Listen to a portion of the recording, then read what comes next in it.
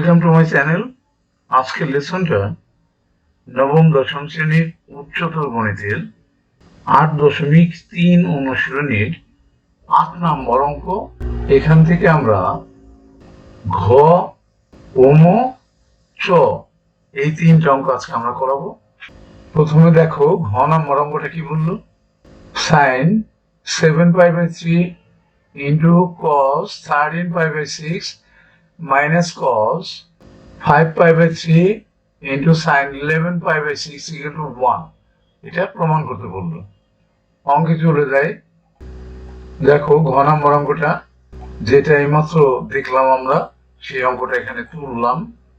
এবার আমরা বাম পক্ষ ধরলাম, লেফট হ্যান্ড সাইড, বাম পক্ষে যেটা ছিল সেটা তুললাম। এখন আমরা ভাঙাবো। দেখো এখানে আছে 7π/3, এটাকে যদি আমরা 7 3 দুগুণে 6 2π নেই প্লাস π/3 নেই, তাহলে লসাগু করলে 3 দুগুণে 6 আর 1 যোগ করলে হয় 7, 7π/3 কিন্তু হয়ে যায়। এরপরে cos এখানে ছিল 13π/6, 6 দুগুণে 12 আর 1 13, তাহলে আমরা নিতে পারি 2π প্লাস π/6। এটাকে যদি আমরা আবার লসাগু করি তাহলে কিন্তু 13π/6 হবে। এরপরে cos 5π/3, এটাকে আমরা ভাঙাতে পারি 3 দুগুণে 6, 2π যদি নেই তাহলে আমাকে মাইনাস করতে হয় π/3, তাহলে আমাদের 3 দুগুণে 6, 6 থেকে একটা পাই গেলে পরে 5 থাকে, তাহলে 5π/3 মিলে যায়। এরপরে আছে sin 11π/6, তো সাইন এই 11কে যদি আমরা 6 দিয়ে ভাগ করি, 6 দিয়ে 6 দুগুণে 12, 12 থেকে 1 গেলে 11 থাকে, তাইলে আমরা তাই করলাম 2π মাইনাস π/6, যেহেতু এখানে একটা পাই কম আছে এই জন্য মাইনাস করলাম। এবার দেখো এখানে আমরা জানি 2π মানে 180, 180কে 2 দিয়ে গুণ করলে 360, অর্থাৎ এই একবার ঘোরার পরে তারপরেও π/3 অর্থাৎ 60 ডিগ্রি গেল, অর্থাৎ এটা আছে প্রথম চতুর্ভাগে। প্রথম চতুর্ভাগে কিন্তু সবাই পজিটিভ, অর্থাৎ সাইন সাইনই থাকলো, সাইন π/3 থাকলো। এরপর দেখো এটাও এই একবার ঘুরলো, 2π মানে 360 ডিগ্রি, একবার ঘোরার পরে π/6 মানে 30 ডিগ্রি, আরো 30 ডিগ্রি গেল, অর্থাৎ প্রথম চতুর্ভাগে আছে কোনটা, তাহলে প্রথম চতুর্ভাগে সকল কোণই প্লাস মানে পজিটিভ, তাহলে এটা হলো cos π/6।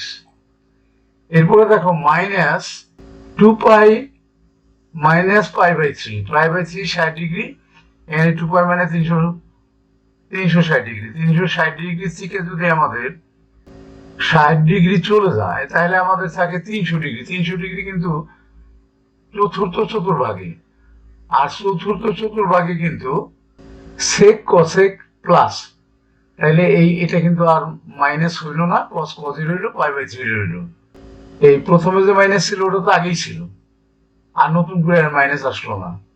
এরপরে দেখো আছে সাইন, এখানে কত ছিল 11π/6, এখানে আমরা করছি 2π মাইনাস π/6, তাহলে 2π মানে 360 ডিগ্রি, সেখান থেকে মাইনাস যদি 30 ডিগ্রি হয় তাহলে এটা অবশ্যই চতুর্থ চতুর্ভাগে থাকে।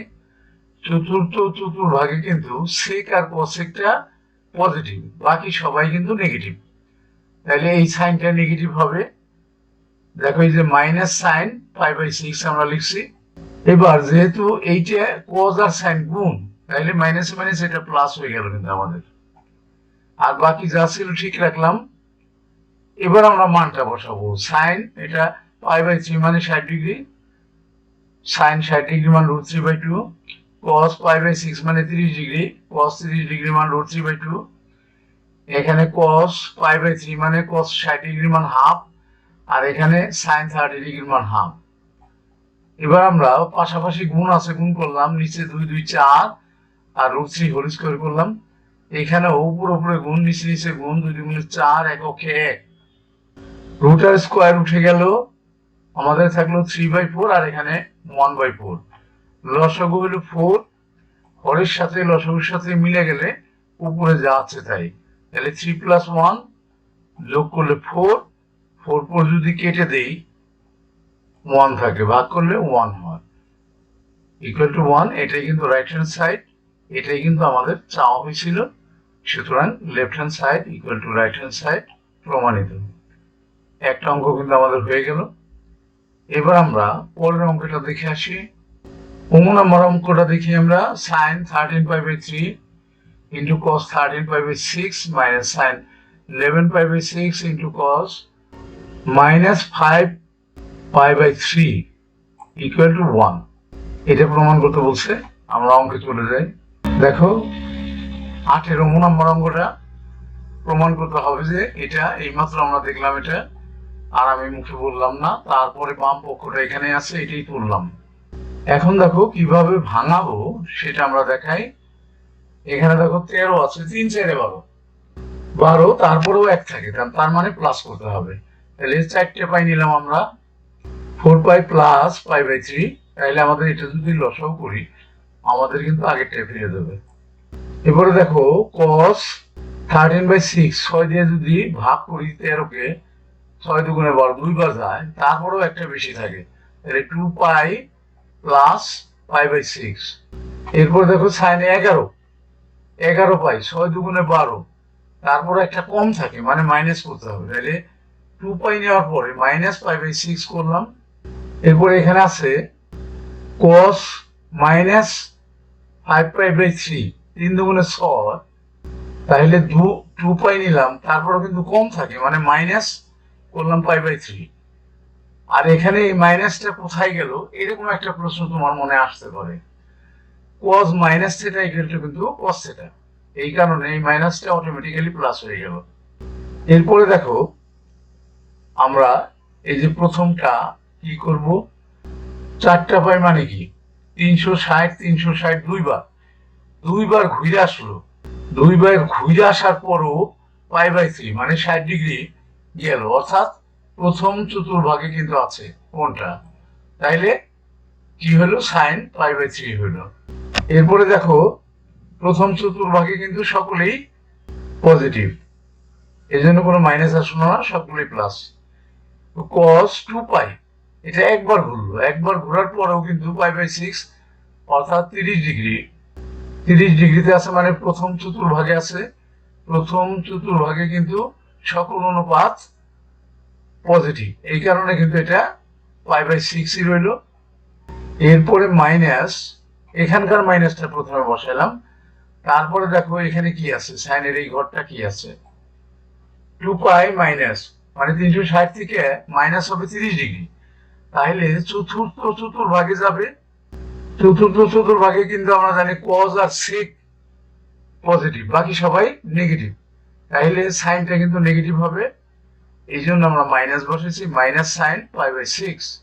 এরপরে দেখো এটাও কিন্তু 360 ডিগ্রি থেকে 60 ডিগ্রি কম আছে, তার মানে চতুর্থ চতুর্ভাগে আছে। চতুর্থ চতুর্ভাগে কিন্তু cos আর sec পজিটিভ, তাহলে এটা পজিটিভ রইল, cos π/3। এবার আমরা এই মাঝে যে মাইনাসে মাইনাসে প্লাস, এইটা কাজটুকু শুধুমাত্র করলাম এই লাইনে, আর কোনো কাজ করিনি। এবার আমরা মান বসাচ্ছি। দেখো sin 60 ডিগ্রি মান √3/2 আর cos 30 ডিগ্রি মান √3/2। sin 30 মান হাফ, cos 60 মান হাফ বসালাম।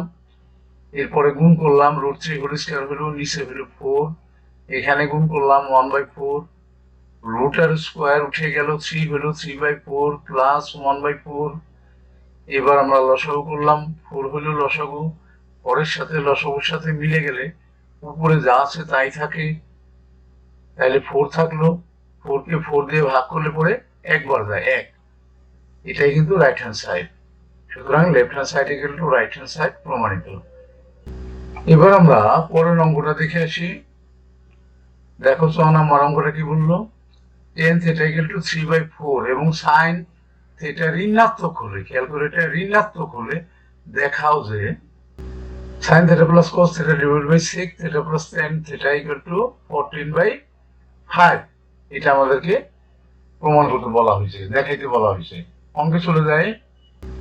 দেখো 8-এর 6 নাম্বার দেওয়া আছে tan θ = 3/4।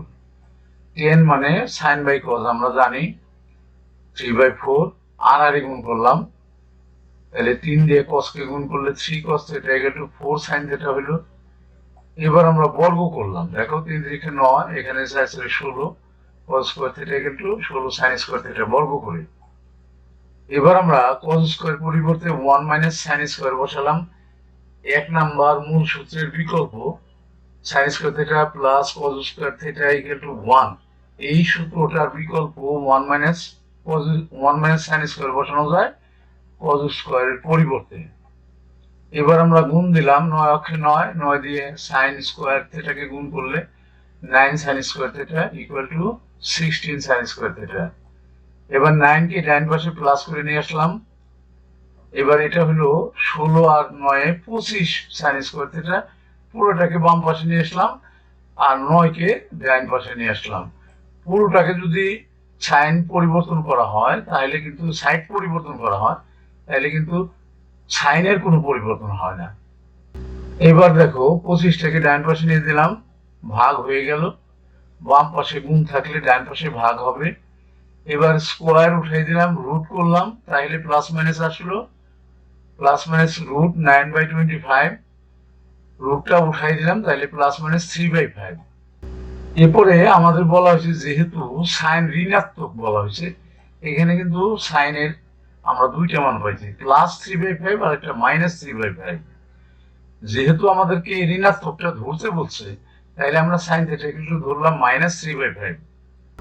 আবার যেটা tan θ = 3/4 যেটা দেওয়া ছিল সেটা ধরলাম। tan কে আবার আমরা sin বাই cos = 3/4, এরপরে আবার আর গুণ করলাম। এবার আমরা সাইনের মানটা বসাই দিলাম মাইনাস 3/5, যেটা আমরা বের করেছিলাম। এবার 4 × -3/5, এবার আমরা উপরে 4টা উপরে গুণ হবে আস্থা সংখ্যা, তাহলে 3 এর সাথে গুণ করলে হয় 12, মাইনাসটা কিন্তু থেকে গেল। এরপরে ডবল ভগ্নাংশ উল্টাই দিলাম, উপরের ভগ্নাংশটা ঠিক রাখলাম, নিচে 3 এর নিচে কিন্তু 1 আছে মনে মনে, এটা উল্টাই দিলাম গুণ চিহ্ন দিয়ে, তাহলে 1 উপরে গেল, 3 নিচে রইল। তাহলে থাকলে কত, কাটাকাটি করলে পরে 3 4 12 হয়। 3 দিয়ে যদি আমি 12 কে কাটি তাহলে 3 4 12, 4 4/5 থাকলো, মাইনাসটা থেকে গেল। তাহলে cos পাইলাম আমরা -4/5। তাহলে cos এর উল্টা কিন্তু sec। sec কেন আমরা বের করব, যেহেতু আমাদের এই অঙ্কটার মধ্যে যে sec আছে, এই জন্য secটা আগে থেকে বের করে রাখি, cos এর উল্টা। তাহলে এটা উল্টে গেল, -5/4 হলো sec। এবার আমরা লেফট হ্যান্ড সাইডটা ধরলাম। লেফট হ্যান্ড সাইড ধরার পরে দেখো যেটা লেফট হ্যান্ড সাইডে ছিল সেটা বসালাম। এরপরে মানগুলো বসাই দিই। সাইনের মান দেখো -3/5 আমরা আগেই বের করে রাখছি, cos এর মান বের করে রাখছি, এই যে একটু আগে বের করলাম, যে এখানেই -4/5 এটা বসালাম। এরপর sec এর মান এখানে বের করছি -5/4, এটা বসালাম। আর এখানে tan এর মান তো প্রশ্নের মধ্যেই দেওয়া ছিল। এবার দেখো এখানে যদি ব্র্যাকেটটা উঠাই তাহলে প্লাস মাইনাস মাইনাস হয়ে যাবো, আর সেই সাথে একসাথে লসাগুটাও করে দিলাম। এই হর এখানে 5, এখানে 5, তাহলে 5টাই লসাগু হইল। হরের সাথে লসাগুর সাথে মিলে গেলে উপরে যা আছে তাই কিন্তু বসে, -3 বসলো। এখানে হরের সাথে লসাগুর সাথে মিলে গেলে উপরে যা আছে তাই বসলো, -4 বসলো।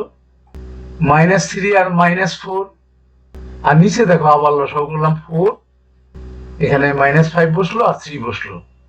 হরের সাথে লসাগুর সাথে মিলে গেলে উপরে যা আছে তাই বসে। এবার দেখো উপরে থাকলো -7 যোগ করলে 7/5, আর নিচে থাকলো 5 এর থেকে 3 গেলে -2 থাকে, -2/4। দুইটা ভগ্নাংশ হইল।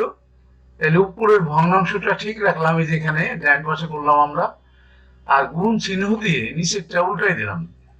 4 গেল উপরে, 2 গেল নিচে। এখন দেখো 4 এর সাথে 2 এর সাথে যদি আমরা কাটাকাটি করি, এখানে কিন্তু 2 হবে।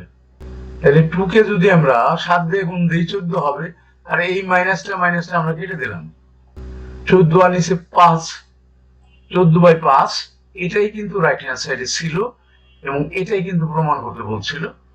আমাদের প্রমাণিত হয়ে গেল। তাহলে আজকের 3টা অঙ্ক কিন্তু আমাদের শেষ হয়ে গেল। নিশ্চয়ই তোমরা বুঝতে পারলে। অবশ্যই পরবর্তী লেসন দেখবা। See you next.